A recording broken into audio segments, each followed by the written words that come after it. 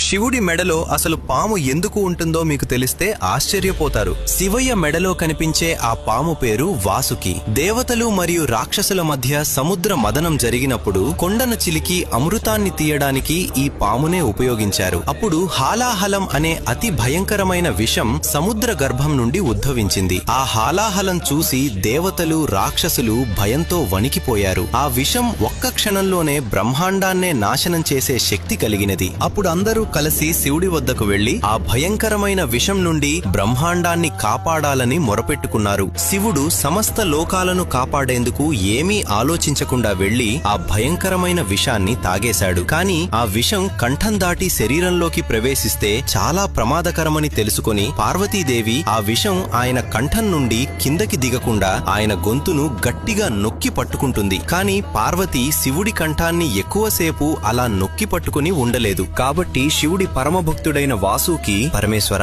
నేను మీ మెడను చుట్టుకుని ఈ విషం కిందికి దిగకుండా ఆపుతాను, అంతేకాదు మీ మెడలో అలంకారంగా మీతోనే ఉండిపోతాను అని వేడుకున్నాడు. శివుడు చిరునవ్వుతో అంగీకరించాడు. అప్పటినుంచే వాసుకి శివయ్య మెడలో శాశ్వతంగా నిలిచిపోయాడు. ఫ్రెండ్స్, శివయ్య ఆశీస్సుల కోసం అందరూ ఓం నమః శివాయ అని కామెంట్ చేయండి.